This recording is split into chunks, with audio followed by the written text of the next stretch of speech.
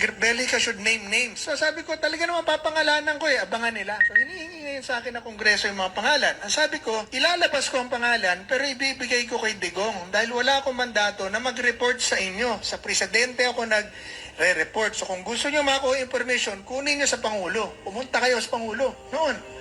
Pati Kongreso, may takot na huli sa korap. Ngayon, baliktad na po Ngayon, nag-aalap PACC ng Quadcom. Pero ang meron sila na wala kami noon, sila kaya nila magsalita sa media araw-araw. Kami bawal kami noon You have to finish your investigation properly, file it in the proper court, ombudsman, and submit your report to the President. And then it's the President who will decide what to do with your case. Gusto ko talaga ito, Duterte legacy talaga to. Gusto ko makarinig ng kwento na kami lang dalawa ni Digong. Ganito. Naalala niyo po nung basahin ni Presidente Duterte yung pangalan ng mga congressman? Diba? Tapos sinabi niya, ito report ni Commissioner Belica to. So nangyari po noon, nagalit sa akin lahat ng congressman dahil hindi man pwede magalit sa Presidente. So magalit ito sa bata ng Presidente. So, sinungaling yan si Greco, korap yan, patatawag namin yan, imbestigahan namin yan, kung ano-ano sa media.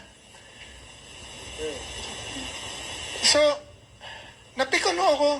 Kasi 2 linggo na tuloy-tuloy hindi naman ako kumikibo dahil ang trabaho ko mag-imbestiga, mag-file ng kaso, mag-report kay Pangulo.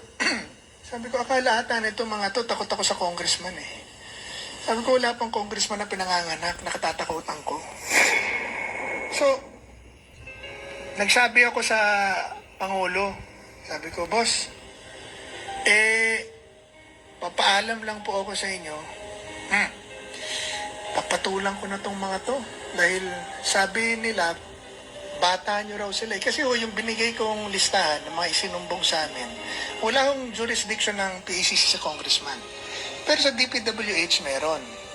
Pero pag nagsusumbong na yung mga tao, kasama yung congressman. So bagamat wala kaming jurisdiction sa congressman, they now become part of our report to the President to be endorsed to the proper agency.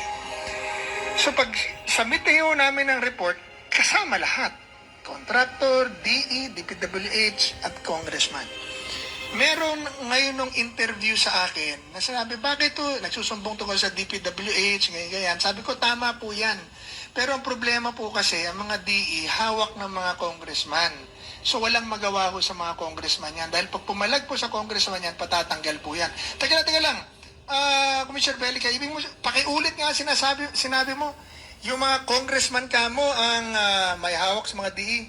Yan po, tumpak po, hawak ng mga congressman ng DE. Kaya dapat kasama ang congressman sa imbestigasyon. Lumaki po yun. Kinagat naman ng isang congressman, inaway ako, sinagot ko, lumaki ng lumaki. Hinihingi ngayon sa akin, biglang lumabas na Belica, put up or shut up. Nilalabas na sa dyaryo. So bumalik ko sa akin ng reporter, sabi, sir, sabi ni congressman ganito, kung wala ka namang sasabihin, tumahimik ka na. Sabi, ilabas nyo raw yung mga Belica should name names. So sabi ko, talaga naman papangalanan ko abangan nila. So hinihingi ngayon sa akin ng Kongreso yung mga pangalan. Ang sabi ko, ilalabas ko ang pangalan pero ibibigay ko kay Digong dahil wala akong mandato na mag-report sa inyo. Sa presidente ako nag-report. So kung gusto nyo makuha information, kunin nyo sa Pangulo. Pumunta kayo sa Pangulo. Di pumunta ko sa Pangulo. Tapos, nagpadala ng tao sa akin. Uminit na po ang sagutan namin, issue. Ang sabi kong ganon, alam nyo kayo, kung meron kayo problema sa akin. Kaya yun nga pag-upo pa lang ni Marcos Jr., tinanggal agad ang PECC. Patanggal nyo ako kay Digong. Pero huwag kayong magagalit sa akin kung ginagawa ko ang trabaho ko.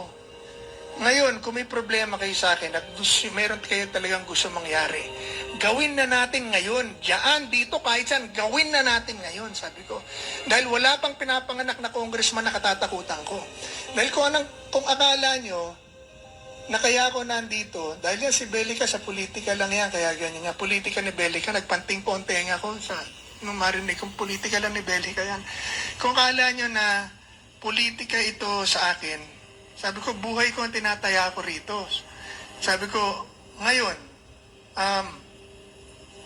kung meron kayong gusto mangyari ako, gawin na natin ngayon.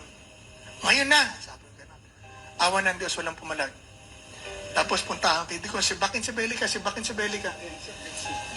Pero may ebidensya po kami. Si Bakin Sebelica. Paalam na ako kay Pangulo. Sabi ko, boss, papatulan ko ng mga to dahil nasusobrahan na po ako dahil nakalata at takot ako sa kanila. Pinatawag ako ni Digong. Wala naman pakialam si Digong sa ganyan eh. Ang sabi niya, wala akong jurisdiction sa Congress. So tumahimik na ako. 2 weeks later, pinirmahan niya yung budget. Yung pala, inaantay lang niya mapirmahan yung budget. Pagsala nung, yung report ni Greco nandyan, sabi sa mga congressman, pag nandun ang pangalan niyo, basahin ko kayo. Binasa nga. So, galit na. Natawag ako ni Digong. Ba't ako pinatawag ni Digong? So, doon sa music room, pinapunta ako doon. Wala hong tao.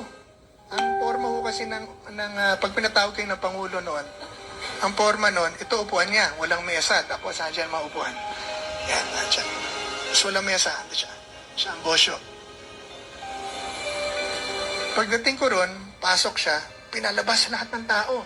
Sekretaryo, bodyguard, lahat, media, everybody out.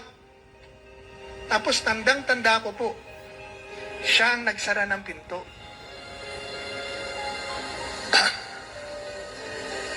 Tapos, tumalikod sa akin. Sa height po ng kontrobersya nung away namin ng Kongreso, sinara niya. Tapos umikot sa akin. Sabi ganun, You are doing great. Hindi isang approve, 2 kamay. You are doing, ginanon sa mukha ko. Di, tawa naman kami. Sino pa mga korap dyan? Sabi sa akin, sabi ko, ito pa po, tak. Yung anak ko nandyan, sabi ko, boss, wala eh. Wala nag-report eh. Boss, wala eh.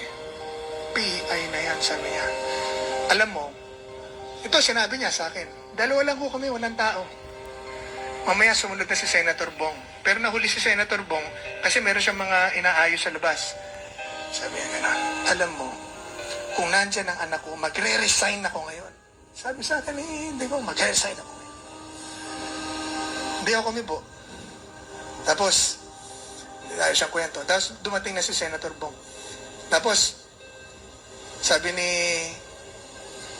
Senator Bong, boss, kaya nandito si Greco dahil nagkakainitan na sila nung ilang mga congressman. Naghahamunan na eh. Sabi niya, kasi, nung basahin mo yung listahan, binanggit mo ang pangalan niya. So, galit ngayon lahat sa kanya. Hindi na-realize ni Digong yung error. Bakit pag binabasa niya yung drug list, di naman niya sinasabi na nag-report si Bato, o yung mga general, mga kernel. Nung basahin yung corruption list, sinabi nag-report si Greco. So, galit lahat ni Greco ngayon. Yan po, kaya nandito si Greco kasi nagkakainit. So, na-realize po ni Digong yung nangyari, ay oo, parang gano'n ba yung, o nga, hindi ko dapat sinabi. So, ngayon ni Digong po, from his chair, lumipat sa tabi ko. Ako, tahimik lang naman ako. May problema ka? Wala po. Mali ba ginawa ko? Hindi, boss. Tama ginawa mo. Lahat ng gawin mo, tama. Lahat ng sabihin mo, tama. Basta sinabi, boss. Gawin mo na gawin. Tawa para sa akin yun. Tawa ng tawa si Digong. Itong bata ako, magaling pa sa kernel to eh. Sabi, hindi, boss. Sabi ko, hindi, boss. Ganito. Patatawag daw po ako sa Kongreso. So, anong gagawin ko? Pupunta po ba ako o hindi? Commissioner pa lang po ako noon, so undersecretary. May order siya noon na pagka-cabinet member, sekretaryo, hindi pupuntang, pag hindi niya binigyan ng clearance, hindi pwedeng patatawag ng Kongreso. Hindi pa ako chairman noon, commissioner pa lang. So sabi ko, boss, ano ba, pupunta ba ako? Sabi niya, ikaw, pumunta ka doon. At pagdating mo doon, sabihin mo lahat ng alam mo. Pasabugin mo, huwag kang magtatago. Kung anong sinabi mo sa akin, yun ang sabihin mo sa kanila. Paputukin mo. Sabi niya, sabi ko, sige boss. At pag nakita mo sila, sapakin mo. Sabi sa akin. Sabi ko, sige boss, sasapakin ko po. So, tanda po ako noon. Sabi ko, sasapakin ko talaga itong mga to. Dahil pag hindi ko sinapak to, sisingilin ako ni Digong. So, ito na po. Anyway, hindi ako pinatawag ng Kongreso noon dahil ayaw ni Digong. Kung yung pakalaman si Greco, nagtatrabaho lang yan. So nakikipagkaibigan ngayon sa akin, lahat na nagmumura sa akin, nakikipagkaibigan. Hindi ko pinansin lahat, humihingi ng appointment, hindi ko binigyan lahat, busy ako, wala akong natatanggap. Hanggang pumunta ng Office of the President, humihingi ng appointment sa akin dahil gusto raw magpa-imbestiga sa akin. Wala na kaming jurisdiction po imbesa. Sabi ko, huwag na kayo makipag-usap sa akin dahil sumagot na lang kayo sa padadala sa inyong, kung ano man padadala sa inyo. Doon kayo magpaliwanag, wala na tayong pag-uusapan, binigay ko na lahat. Wala ho akong pinapasok, ayoko makipag-usap. Finally, ang ginawa ng isa, pumunta sa Office of the President. Yung Office of the President, sa kakulitan, tumawag sa akin. Under ho ako ng Presidente. Yung utos nila, susundin ko. Napa-oo po ako. Sabi ko, sige po, kakausapin ko na. Pagbaba ko ho nung telepono, hindi ko na ho tinawagan, hindi ko na rin kinausap, hindi pa rin nakapasok sa akin. Ang nangyari po noon,